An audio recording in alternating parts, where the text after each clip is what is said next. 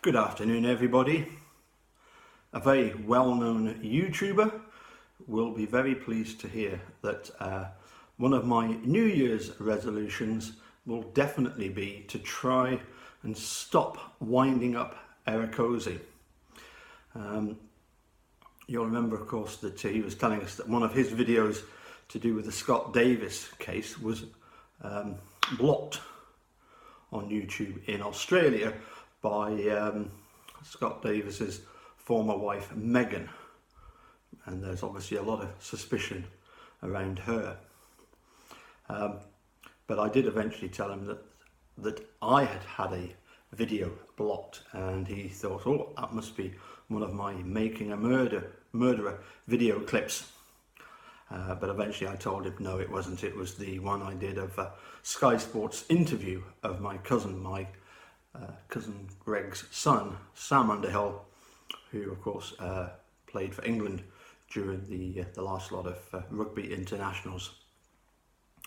And then we got into one of the most almighty debates imaginable over guns, culminating in what can only be described as Ericozy's version of Walter telling Donnie what to do. He was not amused, and I do apologise for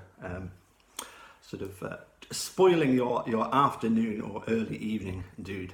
But now, in two recent videos that I have put out that are clips of Making a Murderer, they feature Jerry Buting in one and Mark Gundrum in the other. Now, for some reason, a lot of people seem to think that I am continually having a pop at Jerome Buting. And I would simply say that in the clip on the video, he himself points out the tunnel vision that was prevalent in the homicide investigation, which resulted in Stephen Brendan being wrongfully convicted.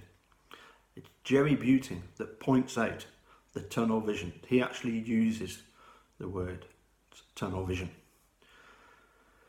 As for Mark Gundrum, all I can say about him is to, again, to steal from Ericozy, he is a piece of work.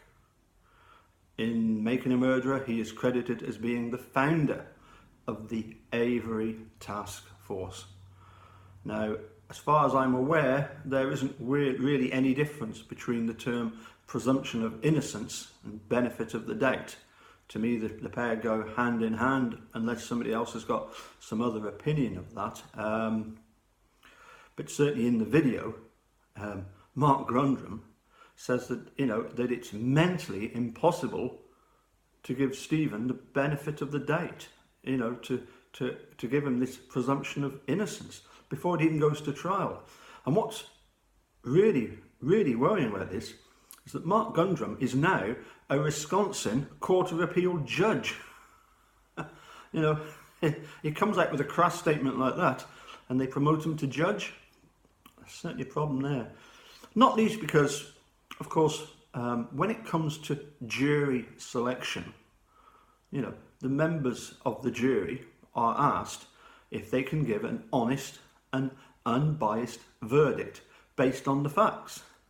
And yet here we have a Court of Appeals judge who obviously cannot do that and has stated that in Making a Murderer. Now, of course, much of our dislike is focused on Ken Kratz, and quite rightly so. The clown is a complete liar and well worthy of our disdain. But of course, who sits right next to him during these trials? None other than Assistant Attorney General Tom Fallon, who has sat there and listened to all of the lies of Ken Kratz. Now, did Ken Kratz receive any sanction from the Assistant Attorney General for all the lies he told? You must be joking. He got an award.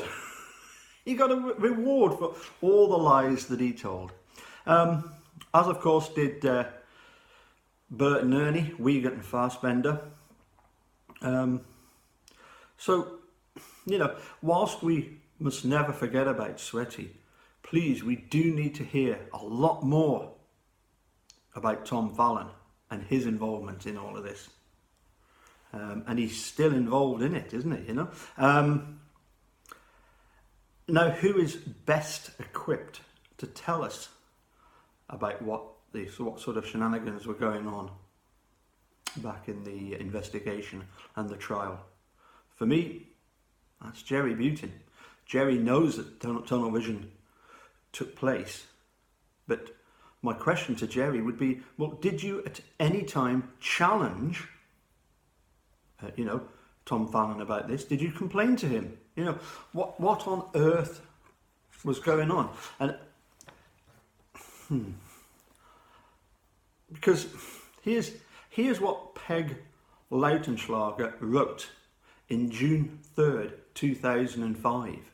I've just abbreviated a little bit. It's a message from the Attorney General. She wrote, "We are convening a work group, the Criminal Justice Study Commission, to examine wrongful convictions. It will look at such issues as biased investigation, tunnel vision." So please, Jerry, let's hear a little bit more about all these people higher up in the food chain.